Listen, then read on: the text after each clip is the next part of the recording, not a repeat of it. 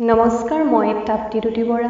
আজিৰ কবিতা নাছিৰ আহমেদ দেৱৰ মই অনাথ শিশুৱে কৈছোঁ।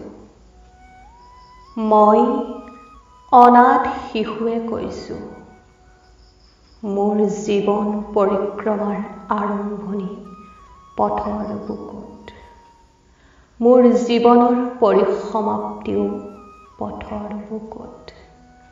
মুখাধাৰী অভিজাত শ্ৰেণীৰ পিতৃ-মাতৃৰ অবৈধ সন্তান মই।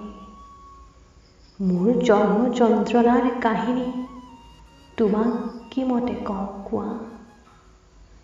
পৃথিৱীৰ সৃষ্টিকৰ্তা ঈশ্বৰক মই নিজ চকুৰে দেখা নাই, কিন্তু ঈশ্বৰৰ প্ৰায় সম আসনত উপবিষ্ট মোৰ দেৱতুল্য পিতৃ মাতৃক একেবাৰে কাষৰ পৰাই পালোঁ।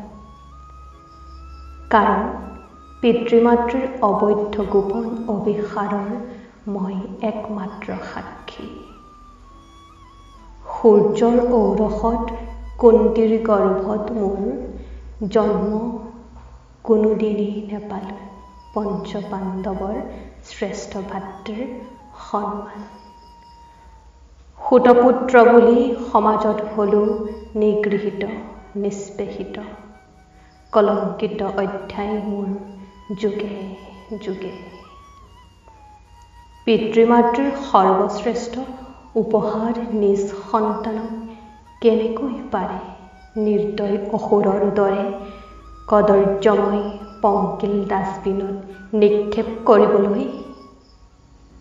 মোৰ জন্ম যন্ত্ৰণা দেখি পাহাৰৰ প্ৰকাণ্ড শিল ভাঙি টুকুৰা টুকুৰ হয়। আকাশৰ কজলা মেঘো ধৰাৰ বুকুত নামি আহে দুখ যন্ত্ৰণাৰ বন্যা হৈ। সেউজ বননিৰ তেজাল পাতবোৰ হৰিদ্ৰাবৰণ হৈ সৰি সৰি পৰে কুলু কুলু ধ্বনি কৰি বৈ অহা নিৰ্ঝৰণিৰ বুকুত। এক কৰুণ নিস্তব্ধতা বিৰাজ কৰে। চৰাই চিৰিকটিও ফেকুৰি ফেকুৰি কান্দি উঠে। অথচ নিষ্ঠুৰ পিতৃ-মাতৃৰ নিষ্প্ৰাপ হৃদয়ত তিলমানো অনুশোচনা নাই। এনেকৈ অসংখ্য যুগ পাৰ হৈ গ'ল।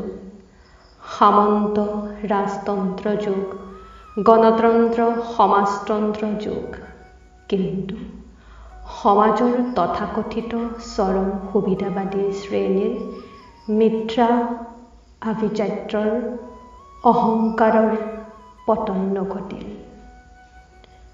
পাৰাপাৰহীন উচ্ছৃঙ্খল যৌন আকাংক্ষাৰ এক ভয়ংকৰ পৰিণতি আমাৰ দৰে হতভাগ্য অবৈধ সন্তানৰ জন্ম যুগে যুগে। কিন্তু মইতো এক নিষ্প্ৰাপ শিশু, ধৰাৰ বুকুত ভূমিষ্ঠ হৈ অবাক বিস্ময়ত বিস্ফাৰিত হৈ মোৰ নেত্ৰ যুগল একে একে পান কৰিছিল সৌন্দৰ্যময় পৃথিৱীৰ ৰূপ ৰং ৰস আৰু নান্দনিক দৃশ্য। জিৰি জিৰিকৈ বৈ অহা মলয়া বতাহে মোৰ সৰ্বশৰীৰ শীতল কৰিছিল। ফুলৰ সুঘ্ৰাণ টানি টানি মোৰ শ্বাস-প্ৰশ্বাসে পৰম তৃপ্তি লভিছিল। ভ্ৰমৰৰ গুণগুণ গুণগুণ মধুৰ সুৰে মোৰ অধৰ যুগলত প্ৰাণৰ স্পন্দন জগাইছিল। অথচ নিজৰ আত্মগৌৰৱ অটুট ৰাখিবলৈ ৰাক্ষ ৰাৱণ ৰূপী মোৰ পাষাণ পিতৃ-মাতৃয়ে বিবেকৰ অকণমানো দংশন অনুভৱ নকৰি মোক দলিয়াই দিলে এক গলিত জঘন্য পৰিৱেশত। তাতকৈ মোক হত্যা নকৰিলে কিয় ছয়তান মহাপাপীহঁতে? মানুহৰ বেশত হিংস্ৰ জানুৱাৰৰ তথাপি মায়া মমতা আছে। আটাইতকৈ নিকৃষ্ট মানৱৰূপী এই দানৱৰূপী তেজপিয়া। মই কাৰ ওপৰত প্ৰতিশোধ ল'ম? কাক এফালৰ পৰা গিলি নিঃশেষ কৰিম? মই যে পিতৃ-মাতৃ পৰিচয়হীন এক অভিশপ্ত অনাথ শিশু। মোৰ জীৱন পৰিক্ৰমাৰ আৰম্ভণি পথৰ বুকুত, মোৰ জীৱনৰ পৰিসমাপ্তিও পথৰ বুকুত।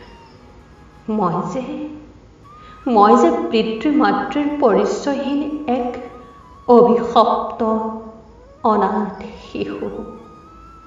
ধন্যবাদ।